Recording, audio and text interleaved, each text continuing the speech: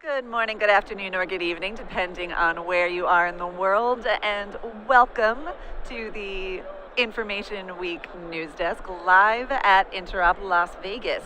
I'm Sarah Peters. This is the 30th annual Interop, 30, exciting times.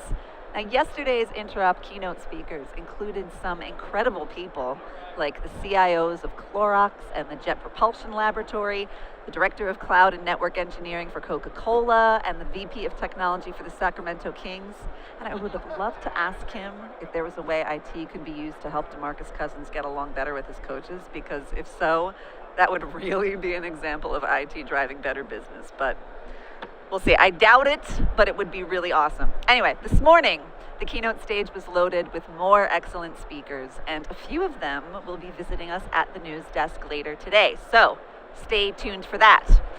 Yesterday at the news desk here, we had some fun conversations with speakers, sponsors, and track chairs, and we've got more good stuff for you today, insights and advice from IT experts about how to stay ahead of the curve at your organization.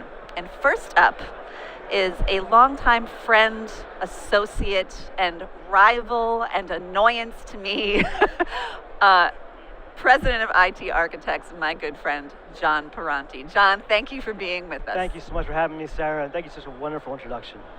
Well, only the best for you. I appreciate that. Thank you. I feel the love, Sarah. I feel the love. Now, you have been speaking about risk and security for as long as we've known each other, which is not quite 30 years, but it's a pretty long time. And you spoke at our Cybersecurity Summit a few days ago, and you're also going to be speaking tomorrow on the subject of ransomware, which is something that is on everybody's mind lately, because it seems like every other day we're hearing about another giant ransomware attack. So I think we ought to focus on that.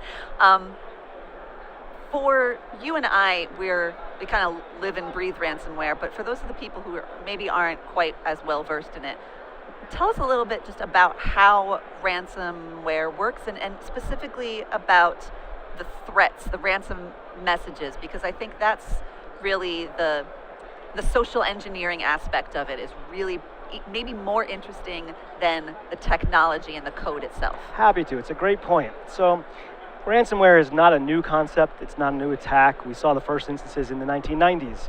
We started seeing people using different methods of trying to store individuals based on what they have as far as information or how they have things. What we've seen is a maturation of these attacks. And in recent times, as we start seeing the adversary community trying to exploit and monetize their efforts and trying to find ways to generate revenue and income streams, they've realized that the heavy availability and use of strong encryption has given them an advantage in resurfacing some ransomware style attacks. So when we think about ransomware attacks, most people assume that they are just simply somebody has put some piece of malware that's encrypting my files in a way that I can no longer find them to be reachable. And that's the technical side of a ransom attack. And so other sides of ransom attacks may be just a simple threat that I may do something to you, that I have the capabilities, I've given you some sort of insight that I have some way to compromise you that you may not be aware of, and I'm going to put a ticking time bomb. It says you have 2 days, 3 days to ponder whether or not you want to give me some amount of money in some form of currency to prevent me from actually causing material harm or impact to your organization.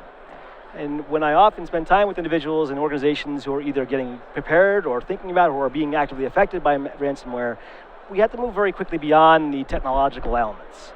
Because with the use of the more traditional, what's more recognized in the current day, the idea of the encrypting hard drives, encrypting network elements, encrypting devices, and essentially taking the key and making that something that's not available to you, that's become kind of a normal expectation that that's something that I can be assume that might be affecting me.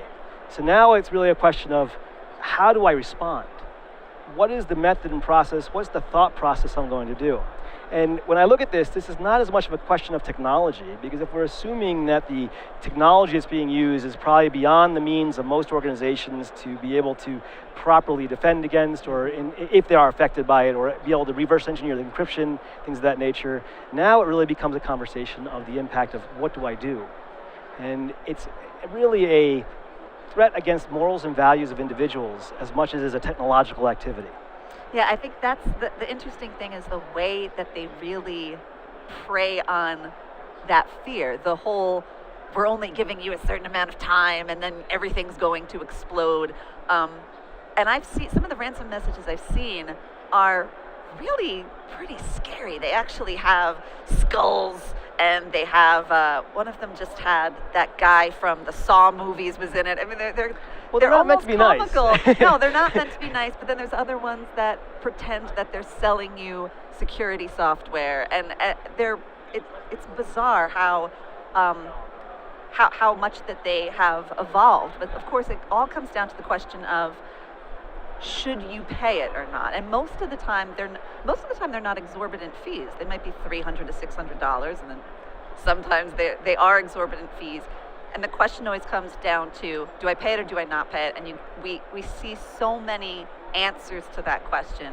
What is your advice to organizations when they're sitting there at 3 o'clock in the morning looking at this terrified message thinking, what do I do? Absolutely, great question. So the way I often advise in this scenario is this is an economic decision. We have to move beyond the emotional decision.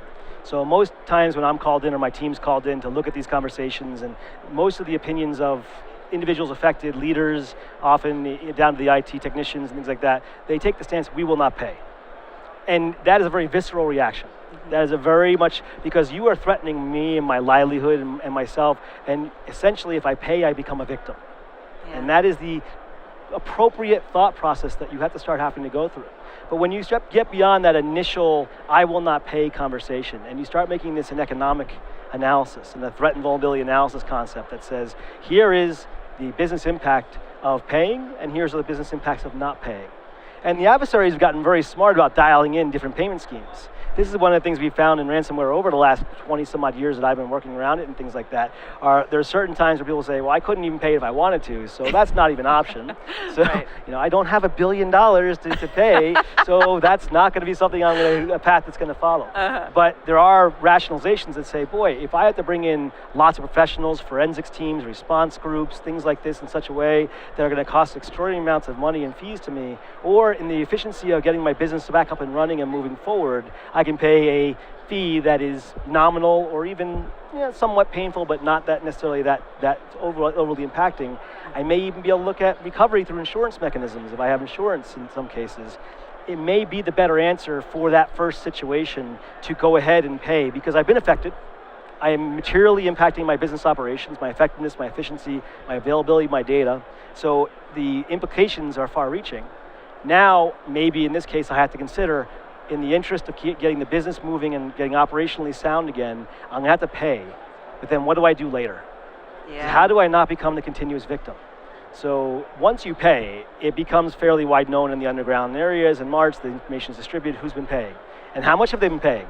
So that the next adversary can dial in and say, well, okay, they'll pay about this. They paid this already, so chances are they'll pay this again. And that cycle might continue if we're not careful. Yeah, I think a lot of people don't quite realize how organized the economy of cybercrime really is, that they will fool around with what exactly the right price point is. And if it changes, it changes, and they'll adapt to whatever the market says that they should set it at. And we know that there have actually been police stations that that have paid ransoms themselves. So this is not a small problem. But now you're a risk guy, and the way that I see, I'm thinking about this from what you're telling me, is that it really is somewhat of a risk assessment issue. Is it better to just pay, or is it more cost effective for you to pay it off, or is it more cost effective in the long run to not pay it off because you're avoiding future, the future attacks you might be inviting yourself into? So ultimately, though, it seems like it's a defense thing. So how do you prevent yourself from getting into these situations in the first place? Can you prevent yourself from getting yourself into these situations? It's a great question. So I like, my team and I like to think of ourselves as risk first, security second type people. So I have to figure out how much expense do I want to take in my controls, my capabilities, versus what's the value of what I'm dealing with. So that's the risk reward conversation.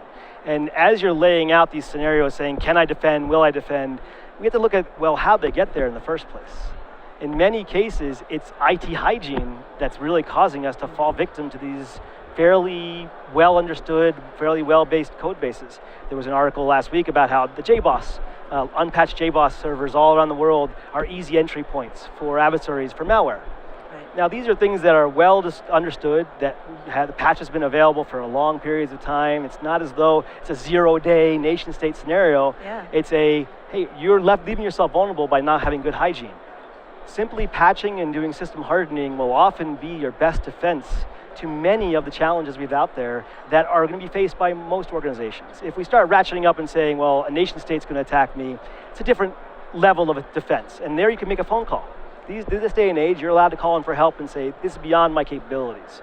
But as an organization, when we look at the risk models, and we look at the conversation of your customers and the organizations, they're going to look at you and how you dealt with the situation. They're going to say, did you do what could be reasonably expected to do to protect yourself in advance? And if you haven't, that could work against you in a litigation situation.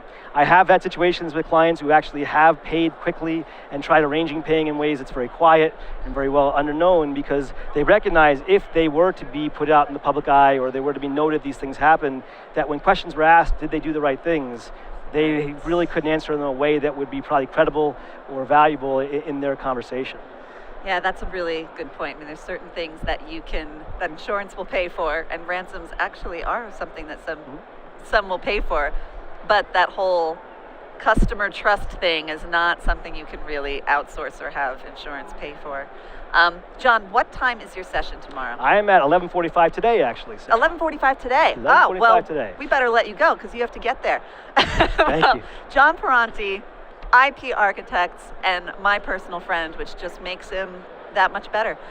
Stick around, we will have more from the Information Week News Desk right after the break.